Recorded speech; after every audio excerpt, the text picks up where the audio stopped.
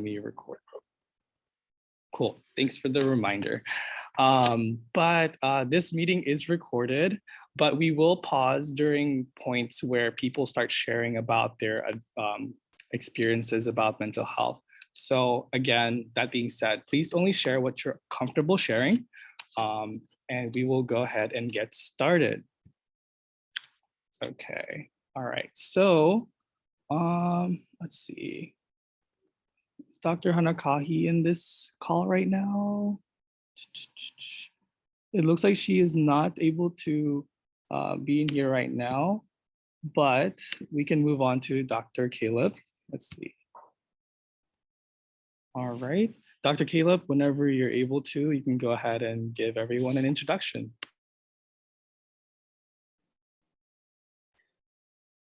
Hi everyone, great to see you for those participating today. So for those that haven't met me in person, I'm Greg Caleb. I'm associate professor in Pharmacy Systems, Outcomes and Policy, or PSOP. I'm actually an alumni of the UIC College of Pharmacy from a long time ago, and then did some other work in both pharmacy and then epidemiology and biostatistics before coming back to the UIC College of Pharmacy in 2014, and back then as well too, I was involved in APA. Really looking forward to this open discussion with everybody. All of these kind of topics regarding mental health have been so kind of prominent in the workplace. So it's great to have this space for everyone to share. All right, thank you so much for being here today, Dr. Caleb. That being said, we can go ahead and proceed to our discussions. So the first topic that we had a lot of members of APA vote on would be the parental pressure to succeed in academics. And I'm pretty sure a lot of people could relate to this topic, especially because APITA immigrant parents may hold high expectations for their children to excel professionally and academically. And so as a result, we might experience some stress and pressure to meet those expectations. So I wanted to ask you, Dr. Caleb, how have your parents or your family shaped your mental health? And could you speak on that experience a little bit? And then we will have everyone else pitch in this discussion. So. Sure thing. When I think about the kind of urging that my parents shared with me and my older brother with regard to academics, I think a lot of it tied to kind of being like first generation kind of immigrants to the US. I think that's not an uncommon kind of situation. I think when kind of growing up and then really kind of being in the workplace, and I think something that's shared by a lot of people of color is just that, when you're in this workplace, depending on where it is, you definitely need to see yourself kind of compete with everyone, and that can like whether or not it's real can create a real kind of like mental health kind of pressure on you. Yeah, I think it's something that a lot of people can, with that kind of immigrant experience, can share. I think that's what a lot of that was, and probably well beyond graduate school. I think where a lot of that was coming from. I don't know if others like have a different experience to share with regard to this. My parents were both health professionals. My dad is a pharmacist, and my mom was a nurse and a faculty at UIC. So it was really, if leading by example, that they really were kind of guiding me that way. All right, yeah, thanks for sharing that, Dr. Caleb. I know like it's a very common thread that a lot of us experience, whether we are first generation or we were born in the States. And I feel like it's something that, we all need to talk about. That being said, I'm gonna try to see if I could pause the recording real quick and have people share. So, okay. All right, I'm sorry you guys are gonna hear that robotic voice each time, but the next topic that we will be going over is difficulty balancing two cultures. So whether you were born in or immigrated to the United States, there may have been moments where you felt torn between two cultures, maybe not feeling that you belonged in either. Well, I guess we can start with Dr. Caleb. Like, how was this experience like for you? And how has balancing both cultures that you have played a role in your mental health? Sure. I think it maybe like depends on how you define like what these two different cultures are. Sometimes, and I don't know if there's other kind of faculty on the call as well too. This can be especially hard. I think once you kind of take a look at the faculty, UIC is such an interesting place in that it's quite diverse. It's an Asian American serving institution, so you're kind of in a really special place where you see a lot of different people, and including some people that look like you. In other places where I've lived and worked, I'd often be the only person of color or the only Filipino person. That's really something.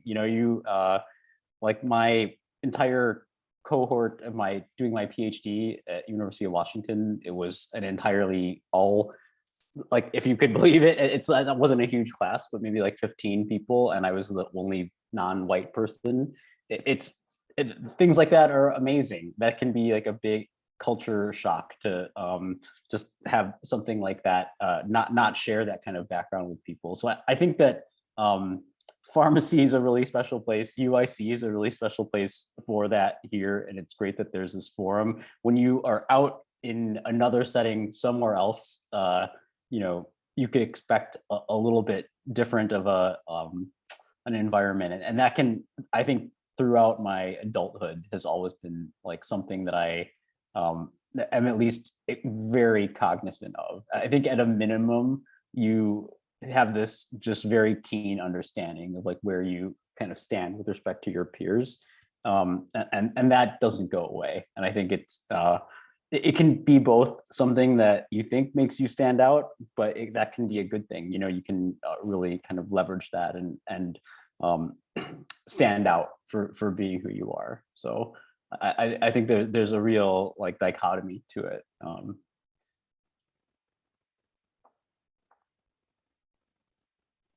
Sorry, I was trying to find the unmute button.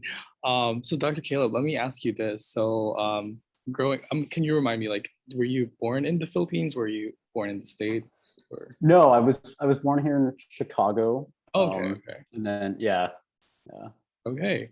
So with that, did you ever feel like you related more, I guess, like with like traditional Filipino cultural values, or did you grow up to be more in line with, American mindsets, or, like individualistic, like that type of deal?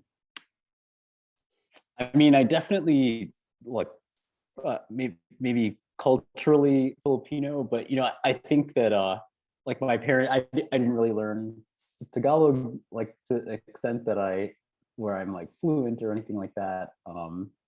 So, and I think there was definitely a desire, and there often is, for a lot of Asian Americans to like want to be like fit in so much that there's pieces of your culture that you like let go or don't become as prominent, especially if you're kind of going to school somewhere or working somewhere where it's not really apparent that people share those kind of values or beliefs or kind of cultural identity with you.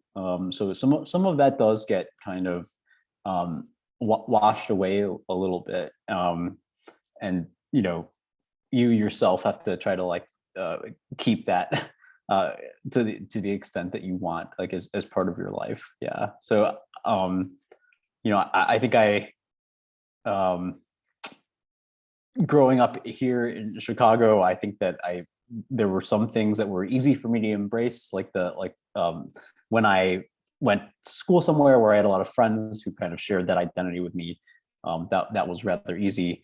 Workplaces I've been in that are more diverse, or there's just different people who look a different way from each other, like that can be very different, but it hasn't always been that case. And you know, you never really know until you're in that workplace, and you want to be somewhere where you're valued for kind of being who you are. I think that's I think that's really the lesson learned about kind of going forward in that way. I think that there's a lot of power to that too.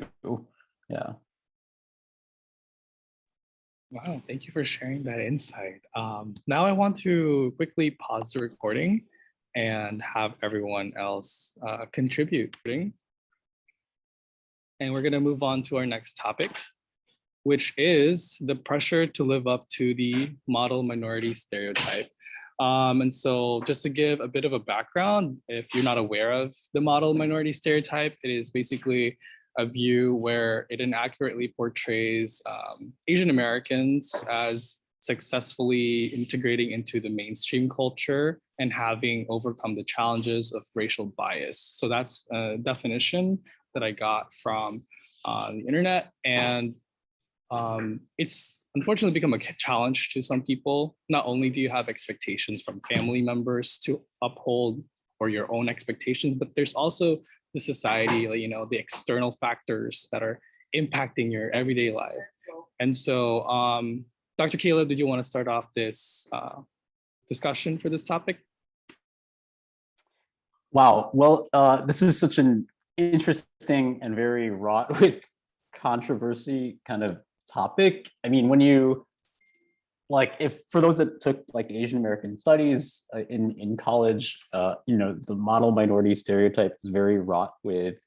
I mean, it was kind of born of some pretty kind of racist like policies that, particularly immigration policies that really kind of brought really highly educated Asian Americans to the U.S. And so it allowed people to really kind of characterize one kind of dimension to Asian Americans.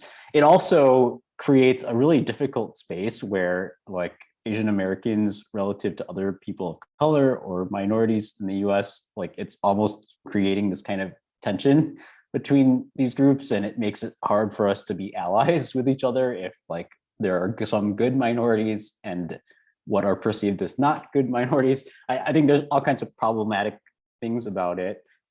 It also, you know, even feeds more into like this single-mindedness that a lot of people think about Asian Americans, just in that there isn't a lot of people would be one way, where in fact there are a lot of other Asian Americans that don't have access to education or have like you know, even though some Asian Americans are highly educated, there are others who it's your first time in college, and you know, you're working up against some other barriers that make this not an easy kind of stereotype. It is exactly what it says. It's a stereotype, and aligning yourself to that is going to be hard, and it's difficult when you know, no matter how positive it could look in some respects, like if some people have already like a made up mindset about who you are, that's going to be limiting in one way or another.